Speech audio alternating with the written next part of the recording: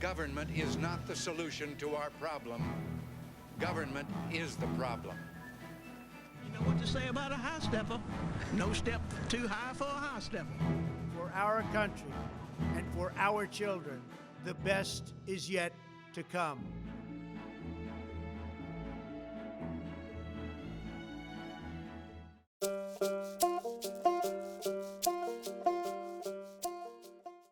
Hey guys, thank you for tuning in. This is our first episode of the Grand Old Podcast, and I cannot thank our United States Senator Katie Britt enough for taking the time as we are sitting in your backyard.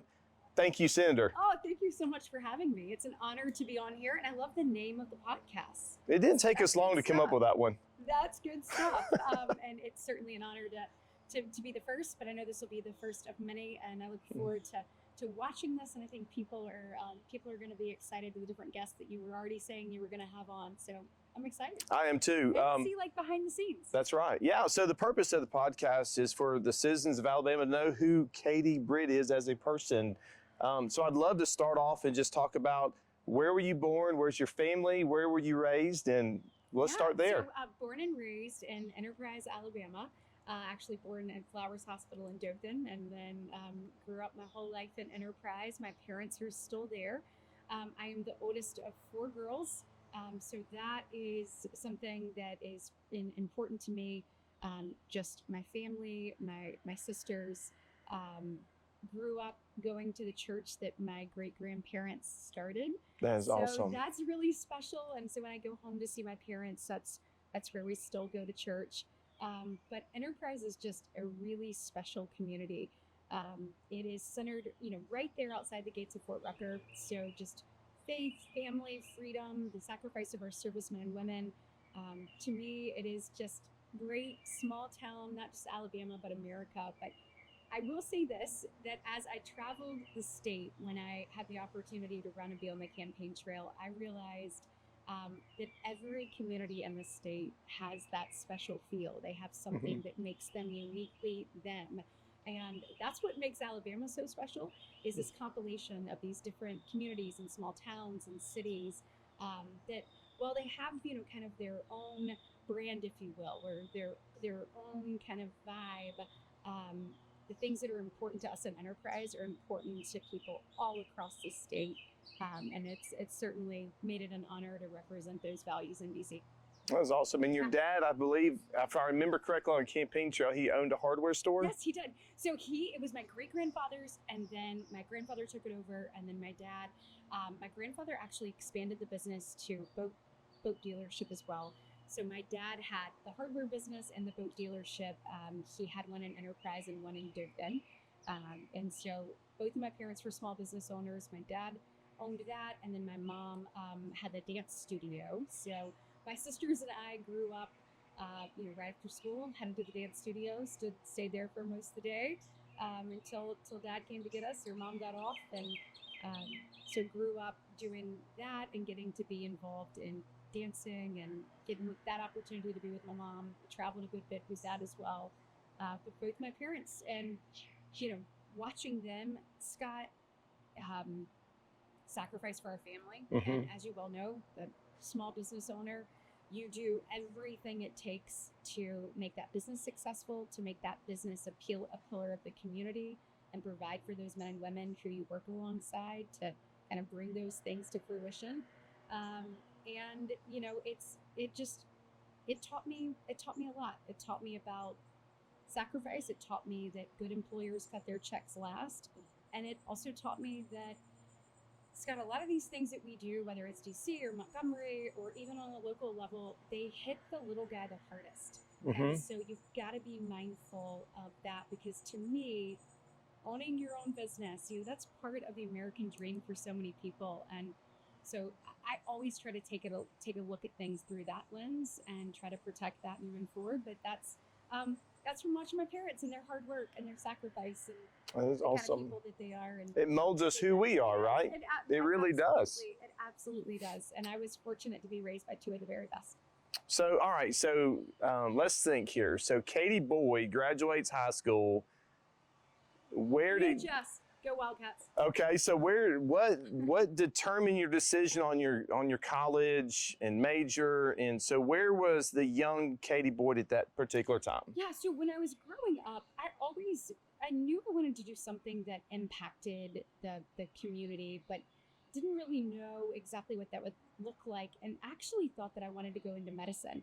So my Uncle Mike, he really showed me in a number of ways how you could live out your faith no matter what your career path was, and how you could utilize that career path to really be the hands and feet of the Lord, both within your business, or using that to be that within the community.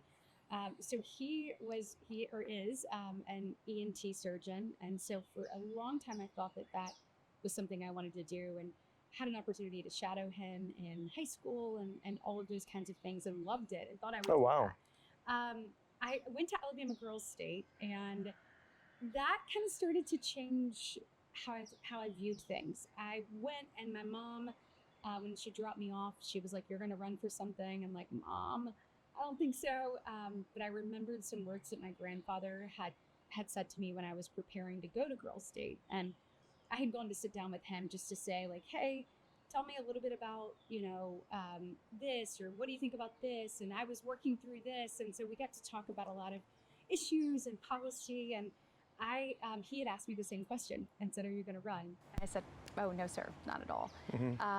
And he ultimately said, after I told him, "Look, I don't think I'm from the right school, or there's people whose parents have these fancy jobs, or here's my zip code." He said, "Katie, he was like, just stop." He said, "I don't want to ever hear that from you again." He was like, "Those are not the things that will determine your path in life. It's not, your zip code. It's not what high school you went to. It's not what your parents do. That's not ultimately what allows you to rise or fall." He was like, "It is your character, your integrity, your work ethic, and the way you treat people." And he was like, only you are in control of all four of those things. And so it was that moment kind of, and okay, maybe I have to do something. But seeing Girls State made me think that maybe there was a place to lead outside of what I had been thinking. And as I went to school, I was in the Blunt Undergraduate Initiative Program at Alabama, and then did the Honors College. And Did you always knew Roll Tide? I thought I would. I actually really wanted to cheer. I did not make it. I tried out and didn't make it. But that was an interesting example of just God's provision in your life, and how we have plans for things, and like we kind of sort of think, this is what I'm going to do. The Lord has bigger plans for us. Absolutely. Or better plans, even if we don't see it at the time. So I didn't make it, and had I made it, I would have ultimately been doing that, and would have never kind of sort of gotten into some of the things in undergrad that ultimately led me where I am right now. So I think that was a great example of trusting in the Lord's plan. But so I thought, kind of thought maybe a couple things, but knew, wanted to go to Alabama. Ultimately ended up graduating there and headed to DC. So before we get to DC, so the big guy, I want to know how this came about. I want to know who chased who, number one. Yeah, I think I know the answer to this. I would love to hear his version of this. Yeah, I think, he's... We should bring him out here. He's a protector, offensive lineman, so I'm just curious to seeing how all this started. Yeah, so he was actually the very first person I met in college. So Scott, I don't know if you've met my mom. She goes by, Yaya, but we call her, my sister's friends delicately coined her Stone Cold. So she would always say, no matter what you did, she had an opportunity to reflect on that moment and tell you how you could improve. And so I've spoken at her groups, and yes, I can concur to that. Can you see that? Yes. So there's a lot of tough love that was involved. She was raising 4 girls. She wanted us to learn to be independent, to be able to take kind of sort of critique and figure out how to be better as a result. And ultimately, she sent me to orientation at Alabama and to move in by myself. Oh, wow. Yeah. So I was. Your dad was okay with that? My dad was like super. had it been up to him independently, I think maybe we would have had a different result. But but Mom felt really. She said, if you're going to go and you're going to do the honors, you're going to do blunt, you're going to do this, then you should be able to do this. So they loaded up my car and I went to orientation. By yourself? By myself. Wow. And so I was sitting there kind of terrified because most of the kids that I went to school with either had the opportunity, we have a community college there that's really great and Enterprise. Also, other pathways, but I had a lot of friends that went to Auburn, Troy. I was one of few that were going to Alabama, kind of a handful of us, and I was the only one at that orientation. And so I was sitting there by myself, and the very first person that I saw was a guy that I knew, or that I saw that I knew.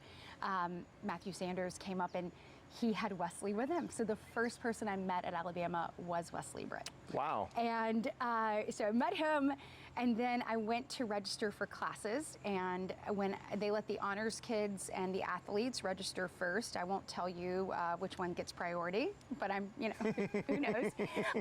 But as I was walking out of there, a guy who was one of Wesley's good friends at the time, and still, Justin Smiley, was like, hey, how are you?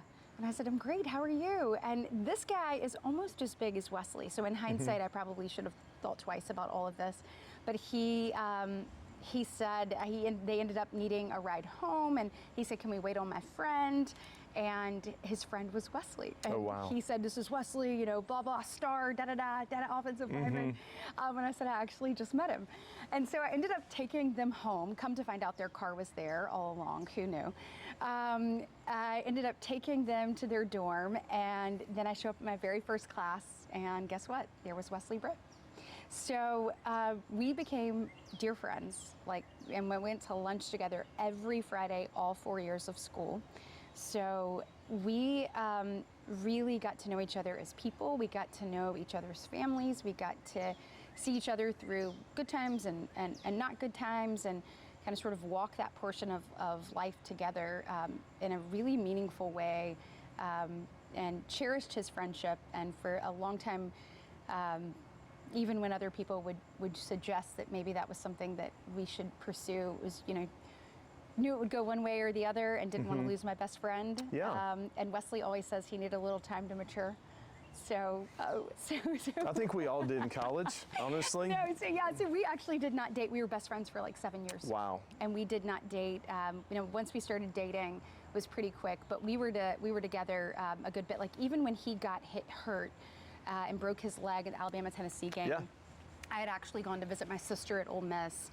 And we were getting ready for the game there at Ole Miss, and dropped everything, got in the car, drove to Birmingham, and actually watched those overtimes, those very painful 5 overtimes with him before his surgery. He insisted on watching the whole game before he went. So, so best friends and grateful. I mean, so grateful. That is awesome. The Lord so you literally married your best friend. I literally married my best friend. That is awesome. How special is that? That is really, that's incredible. You know, and you first meet Wesley.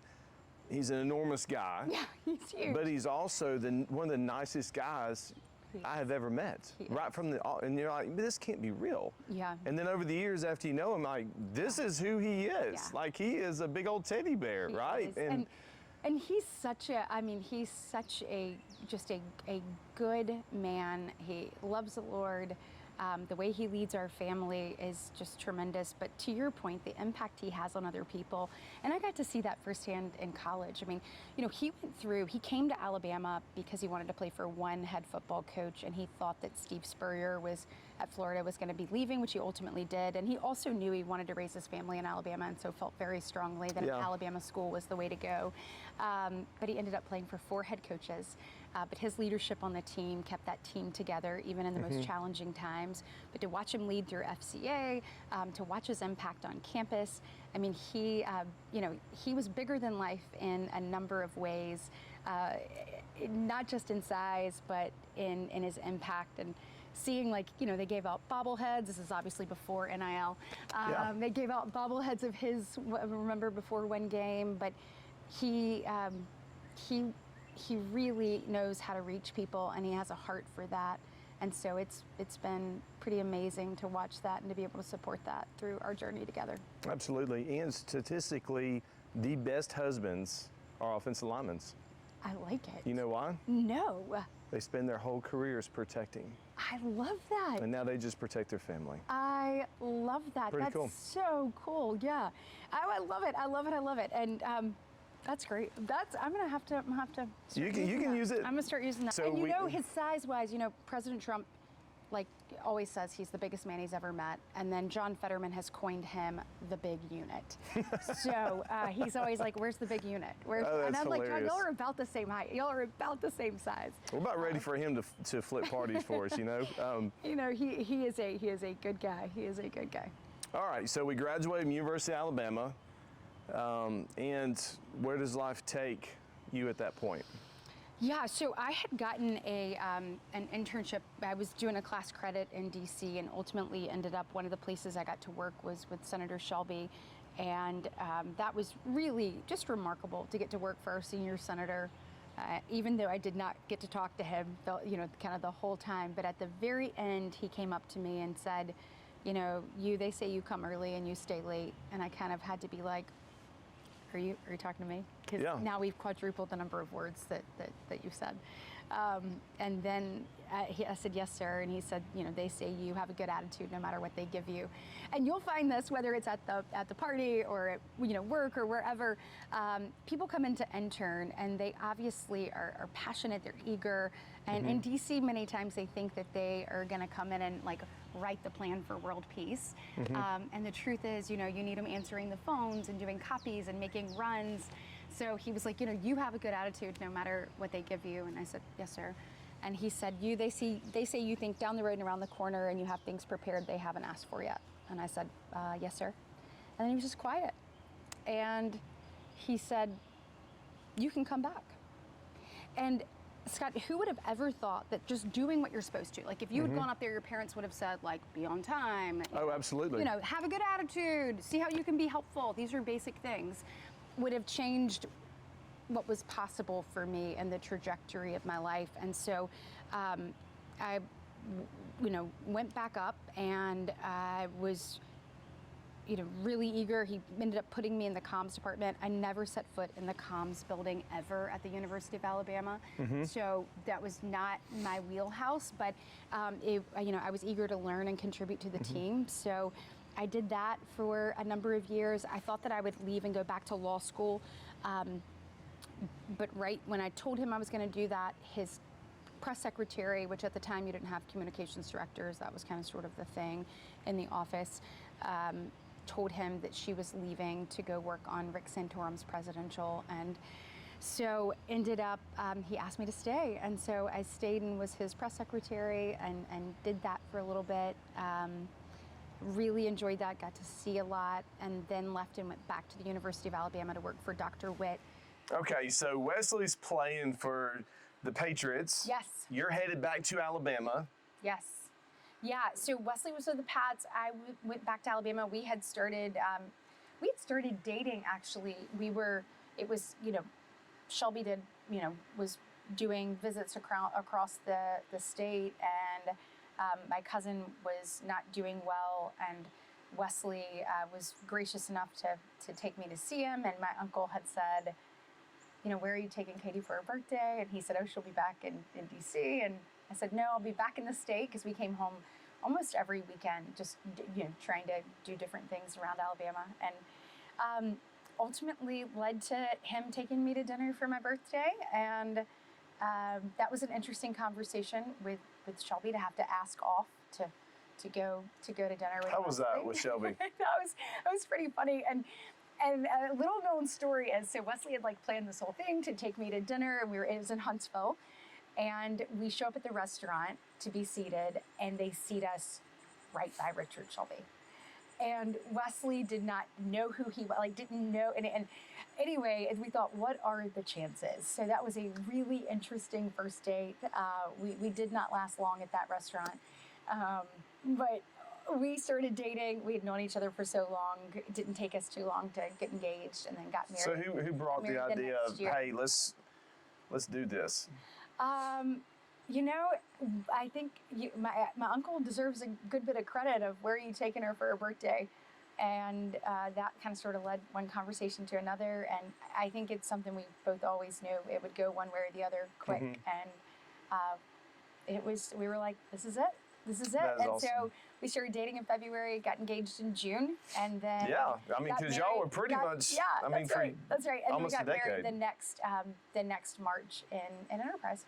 Yep. Awesome. Yeah, and then moved to New England, where I joke, who knew that if you had asked me, would I ever be a member of the Patriots Wives Club? That would have been, no. So that was a fun experience. It's probably like up serving there. in the legislature, though, with right. egos, just kind of preparing you. That's right. That's right. Well, I really did. There were so many of the women that I really enjoyed getting to know, and it reminds you, don't judge a book by its cover. There's a reason people say that.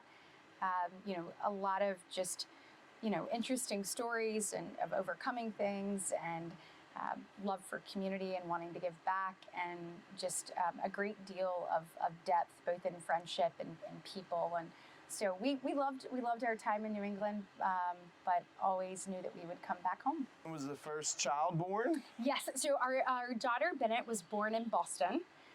She was born during the Boston Marathon, and we had her when Wesley was in still playing, and then when we came home, our son was born in Birmingham, and we both were working to figure out what was next, and then went back to school essentially during that time period. He went back and got his MBA, and I went back to law school. He had tried to kind of figure out, exactly what he wanted to do. We had a couple of places that he could continue to go play, but we prayed about it a good bit, and he felt very confident that it was time to kind of turn the page. He had been playing football since, he said since first grade, and it was time to do something different. And as we looked at our children and we're looking to think, what's next for them, what's next for our family, it made sense to go in that direction. So had the little ones, and we're both in school, and ultimately finished up and moved to Birmingham. It's funny, when you have kids, your mindset completely changes, and It does. I remember when we left the hospital, I was like, where's the owner's manual, right? Right. Like, Oh, same thing, Scott. I literally was like, "You're gonna send her home with me?" yeah, that's right. Scary. But it does. It changes everything. It changes your perspective. It changes your purpose. And you think, what a gift that the Lord gives you. Each child is a miracle, and when you go through that Absolutely. process, I mean, I don't,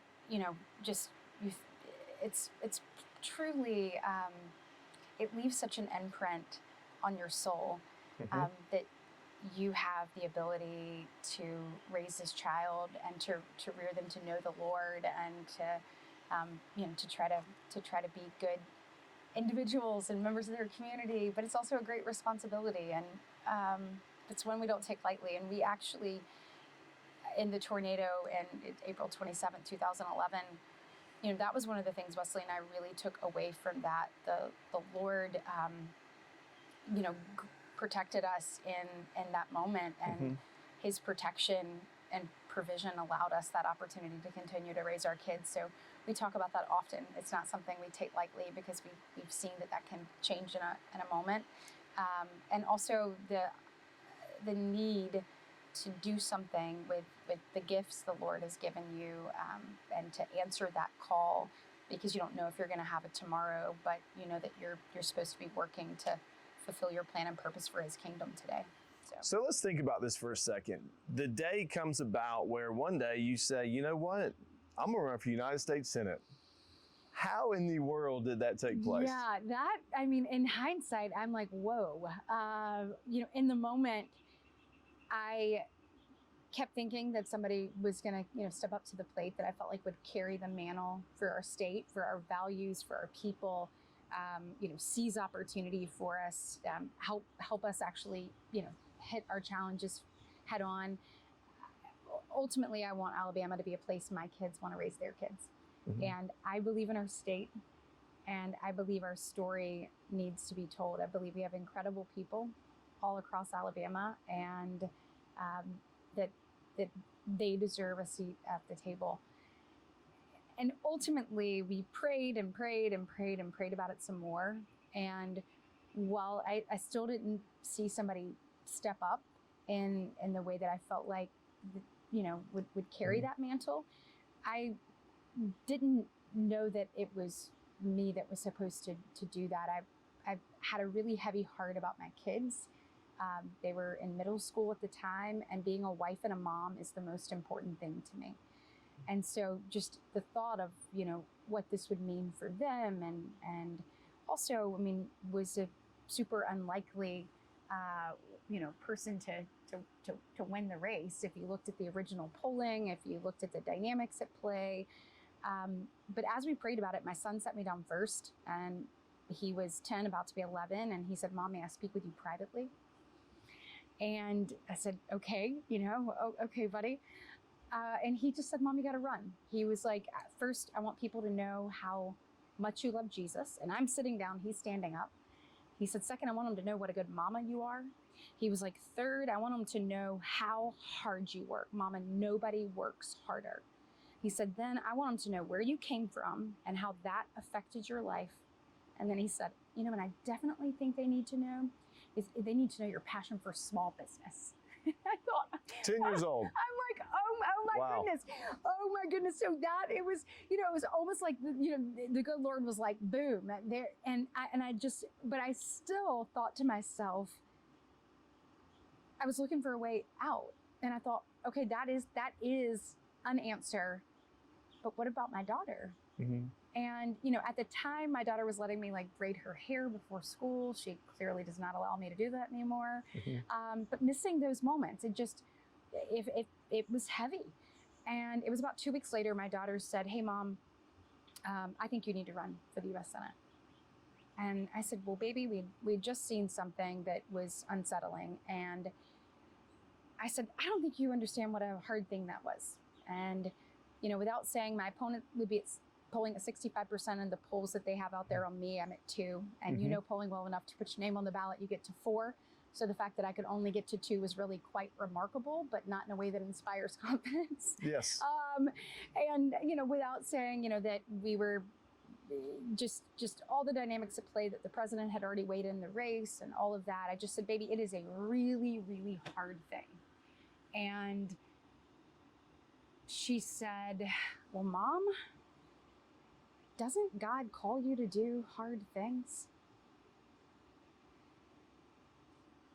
And that was it. The thing that was heaviest on my heart were my children. Both of my children had come to me. Both of them, had said, this is what we want you to do. This is what I think people need to know about you. Doesn't God call you to do hard things? And so Wesley and I knew, we didn't know that we would, what the end result would be, but we knew we were called to get in the arena. And we knew we were called to fight for the next generation. Because if you remember looking at the country and looking at where Joe Biden was taking the nation, I remember. it was unrecognizable. And so common sense was no longer common. The things that we thought that our kids would have and be able to experience about America and the American dream seemed to be fleeting. The far left priorities had become the mainstream norm in the Democratic Party and moving forward. And, we wanted to fight for them, wanted to fight for their opportunity, wanted to fight for, the unseen, wanted to close the gap between the have and the have-nots, wanted to bring common sense back to the arena. And we believe the next generation was worth fighting for. And so we went old school. We went grassroots, Scott. Yeah. We went everywhere across the state. And that was the best time. Looking back at that time, getting to visit every nook and cranny of this very special state, getting to eat at diners and visit coffee shops and go to auctions and show up at cattle farms, just the values that we have in our state, those that we talked about at the very beginning, faith, family, freedom, the things that we hold dear, they're evident all across Alabama. And so we got to meet the best people and got to know our state even better. And it makes being able to serve and represent our state that much more special. You know, I remember seeing you speak at the beginning of your campaign. Yeah. Thought you did a great job, for the record. Okay. But towards the end of the campaign, I don't know if you remember, but you and Wesley came to our Rotary Club meeting in Hartselle, Yes, and it was at the Freight House. I remember. And you came in, and the senator candidate I saw that day Yeah. was not that Yeah. senator candidate when I saw him beginning. That's right. And it's almost like that campaign just developed you into being the senator that you are today. And when you spoke, I remember looking at one of our guys who is the who's who of Hartselle. Yeah. And I looked at him, and he looked at me and kind of gave me a nod. And I knew that you had Hartselle at that moment, but I also knew you literally developed to the person you were meant to be. Thank you And so it's much for that. amazing that God calls on you and he shows you, and your kids gave you the confidence to That's probably right. do that, right? Oh, absolutely. And that is the highest compliment, because the Lord utilized that campaign to do just that, because every single person that you sit across from, and I took that as an opportunity to really listen to people, to get to know them, to get to know their stories, to see where, you know, they were maybe struggling, or to see the things they were hopeful about. And, you know, it is incumbent on me to carry that with me and to take those different things, those different perspectives, and to represent them to the very best of my ability in Washington, D.C. Look, I say this a lot. We have a lot of people that can say the right thing and maybe, you know, tend to be more like a political pundit than a player in the game. Mhm. And when Alabama elected me, they gave me a jersey and they said, get in the game, go make a difference, and do what you can to achieve results. And so that's what I carry with me. I carry those people's stories. I carry, you know, their hopes, their struggles, you know, their successes, and that's what I try to represent in DC and give them a voice and make things better. Well, you do that. And I'm very proud that you are representing us in the Senate in the Thank United you. States. Thank you. And I'm very thankful that you gave us the opportunity to sit down with us and let us get to know you as a person, as a mom, as a wife, as a daughter. And just can't thank you enough. And I wish you the best. And thank you for all you Thank do you. for the Republican Party. Thank you so much.